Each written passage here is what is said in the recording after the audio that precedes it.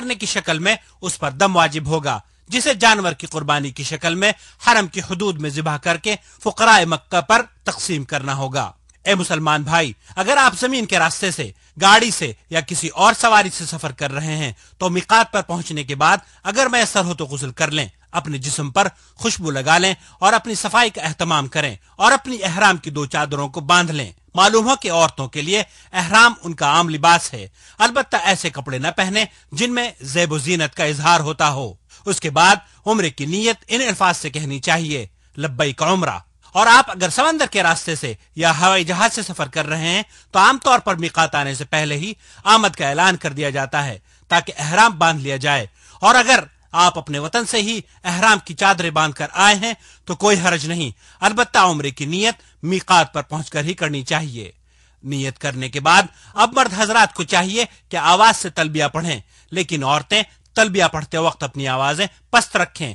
واضح ہے کہ اجتماعی طور پر تلبیہ پکارنے سے بھی دوسروں کو تشویش ہوتی ہے، یہ بھی نامناسب عمل ہے۔ شریک لک لبیک ان الحمد والنعمت لک والملک لا شریک لک لبیک اللہم لبیک لبیک لا شریک لک لبیک ان الحمد والنعمت۔ محترم حجاج کرام، حج اور عمرے کا احرام باندھنے کے بعد آپ کے لیے مندرجہ ذیل باتوں کا جاننا ضروری ہے، کیونکہ محرم پر کچھ ذمہ داریاں اللہ تعالی کی طرف سے عائد ہوتی ہیں۔ مثلا بال نہ کاٹے، لیکن اگر خود بخود بال جھڑ جائیں تو کوئی حرج نہیں۔ ناخن نہ تراشے، لیکن اگر خود بخود ناخن الگ ہو جائیں تو کوئی حرج نہیں۔ اپنے جسم پر اور کھانے پینے کی اشیاء میں خوشبو نہ استعمال کرے، لیکن احرام کی نیت کرنے سے پہلے جو خوشبو لگائی تھی اگر اس کا کوئی اثر باقی ہو تو کوئی حرج نہیں۔ کسی شکار کے جانور کو نہ مارے، نہ بدکائے اور نہ ہی دوسروں کی اس کام میں مدد کرے۔ کوئی محرم یا غیر محرم حدود حرم کے اندر کسی درخت کو نہ کاٹے اور نہ ہی کوئی ہرا پودا اکھاڑے اور نہ ہی کوئی گری ہوئی یا کھوئی ہوئی چیز اٹھائے، البتہ اگر نیت اس چیز کے بارے میں اعلان کرنا ہو تو پھر اٹھانا جائز ہے۔ عورتوں کو شادی کا پیغام نہ دے، نہ ہی اپنے لیے یا کسی دوسرے کے عقد نکاح کا سبب بنے، اور جب تک احرام میں ہو شہوت کے ساتھ عورت سے مباشرت اور ہم بستری نہ کرے۔ عورت کے لیے احرام کی حالت میں ہاتھوں میں دستانے پہننا یا نقاب یا برقعے کے ذریعے اپنے چہرے کو چھپانا ممنوع ہے۔ اگر اجنبی مردوں کا سامنا ہو رہا ہو تو پھر چہرے کو اوڑھنی یا کسی اور چیز سے چھپانا واجب ہے، ویسے ہی جیسے کہ غیر حالت احرام میں واجب ہے۔ احرام کی حالت میں مردوں پر اپنے سر کو ڈھانکنا جائز نہیں، لیکن چھتری سے یا گاڑی کی چھت سے یا اپنے سامان کو سر پر اٹھانے میں اگر سر چھپ جائے تو کوئی حرج نہیں۔ اگر محرم بھول کر جہالت میں سلا ہوا کپڑا پہن لے یا اپنے سر کو ڈھانک لیتا ہے یا خوشبو استعمال کر لیتا ہے یا اپنا کوئی بال کاٹ لیتا ہے تو کوئی حرج نہیں۔ قمیص، پائجامہ یا کوئی دوسرا سلا ہوا کپڑا پورے جسم یا جسم کے کچھ حصے کے لیے استعمال نہ کرے۔ إذا لم يجد إزارا فيلبس السراويل أو إذا لم يجد نعلين فيلبس الخفين ولا حرج۔ ایسے جوتے بھی استعمال نہ کرے جو ٹخنوں کو چھپا دیں، البتہ عام جوتے اور چپل پہننا، انگوٹھی پہننا، چشمہ لگانا، گھڑی باندھنا، ایئر فون استعمال کرنا، بیلٹ اور پرس استعمال کرنا، اور اگر احرام گندا ہو جائے تو اسے بدلنا محرم کے لیے جائز ہے۔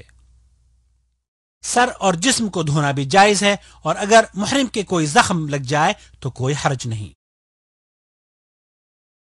اور واضح رہے کہ احرام کے لیے کوئی خاص نماز مشروع نہیں، جیسا کہ بعض لوگوں کا خیال ہے۔ اللہ تعالیٰ نے جن اعمال کو فرض قرار دیا ہے ان کا التزام کرے، مثال کے طور پر 5 وقت نماز با جماعت ادا کرے، جن کاموں سے اللہ تعالیٰ نے روکا ہے ان سے دور رہے، بد کلامی، فحش باتیں، جنگ و جدال اور دیگر نافرمانی کے تمام کاموں سے بچتا رہے۔ اب آپ کا قافلہ اللہ کے فضل و کرم سے مکہ المکرمہ میں داخل ہونے والا ہے۔ یہ وہ گھڑی آ پہنچی ہے جس کا ایک مسلمان کو بڑی ہی بے تابی سے انتظار رہتا ہے۔ داخلے سے پہلے اگر میسر ہو تو غسل کر لینا سنت ہے۔ اب آپ بیت اللہ الحرام میں داخل ہونے لگے ہیں۔ واضح ہے کہ دوسری مساجد کی طرح اس مسجد الحرام میں بھی داخل ہوتے وقت آپ کو اپنا داہنا پیر مسجد کے اندر پہلے رکھنا چاہیے، یہ اللہ کے رسول صلی اللہ علیہ وسلم کی سنت ہے، اور داخل ہوتے وقت یہ کہنا بھی سنت ہے: اعوذ باللہ العظیم وبوجہہ الکریم وسلطانہ العظیم من الشیطان الرجیم، بسم اللہ والصلاة والسلام علی رسول اللہ، اللہم افتح لی ابواب رحمتک۔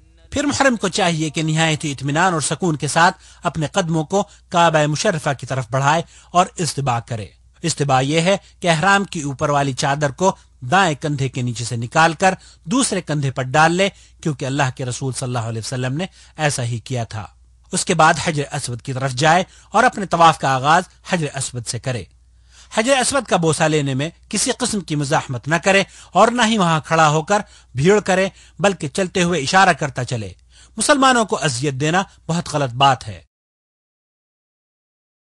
یہاں دھکا پیلی نہیں کرنی چاہیے اور کافی ہے کہ دور سے ہی ہاتھ اٹھا کر اللہ اکبر کہے اور اپنے 7 چکروں کا آغاز کرے۔ حاجی کو چاہیے کہ دوران طواف کثرت سے اللہ کا ذکر اور دعائیں کرتا رہے۔ طواف کی کوئی خاص دعا مشروع نہیں، جیسا کہ بعض لوگوں نے ہر چکر کی الگ الگ دعائیں بنا رکھی ہیں، اور ذکر و اذکار کرتے وقت بھی آواز کو بلند نہیں کرنا چاہیے، کیونکہ دوسرے طواف کرنے والوں کو اس طرح تشویش ہوتی ہے۔ طواف کرنے والا جب بھی رکن یمانی کے پاس جائے، اگر میسر ہو تو اسے چھو لے، دایاں ہاتھ لگائے، رکن یمانی کو بوسہ دینے کی ضرورت نہیں، اور اگر ہاتھ لگانا بھی مشکل ہو تو رہنے دے اور اپنے طواف کو جاری رکھے۔ واضح ہے کہ اس کی طرف اشارہ بھی نہیں کرنا چاہیے، جیسا کہ بعض لوگ کرتے ہیں۔ رکن یمانی اور حجر اسود کے درمیان یہ دعا پڑھنا سنت ہے، واضح ہے اس میں اضافہ نہیں کرنا چاہیے۔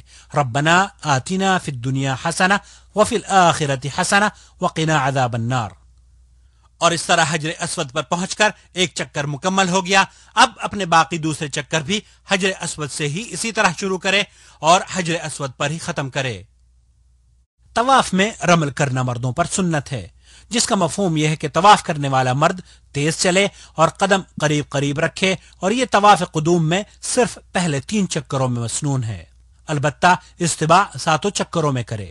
دوران طواف بعض حجاج کچھ غلطیاں کرتے ہیں، مثلا طواف کرتے وقت حتیم کے اندر سے گزر جاتے ہیں یا مقام ابراہیم کو بیت اللہ کا حصہ تصور کرتے ہیں، جو غلط ہے۔ لأنه بذلك قد أنقص من طوافه ويكون حينئذ قد طاف ببعض الكعبة۔ اسی طرح خانہ کعبہ کا استلام اور بسا اوقات اس کی تمام دیواروں کا استلام یا اس سے چمٹنا، واضح ہے کہ نبی کریم صلی اللہ علیہ وسلم نے حجر اسود اور رکن یمانی کے علاوہ خانہ کعبہ کے کسی بھی جز کا استلام نہیں کیا، لہذا عقیدت سے مقام ابراہیم اور بیت اللہ کی دیواروں کو چھونا بدعت ہے، اس کی کوئی اصل نہیں، اور اللہ کے رسول صلی اللہ علیہ وسلم نے ایسا نہیں کیا۔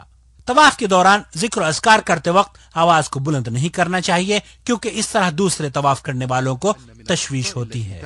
دوران طواف حتی الامکان کوشش کرنی چاہیے کہ عورتوں سے الگ رہیں۔ الحجر الأسود وعند مقام إبراهيم فيجب الابتعاد عن ذلك۔ اور جب طواف مکمل ہو جائے تو اپنے دونوں کندھوں کو چھپا لینا چاہیے۔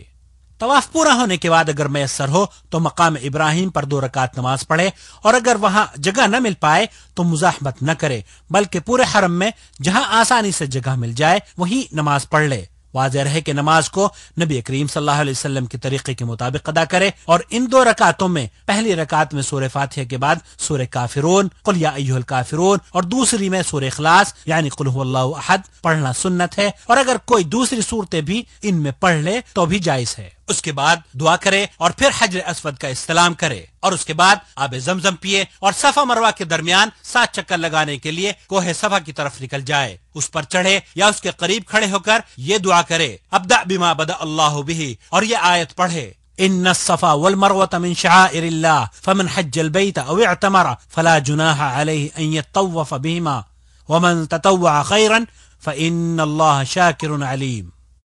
اس کے بعد دونوں ہاتھ اٹھا کر دعا کرے، 3 دفعہ اللہ اکبر کہے اور اس دعا کو بھی 3 بار پڑھے۔ وكرر الدعاء لا إله إلا الله وحده لا شريك له له الملك وله الحمد وهو على كل شيء قدير۔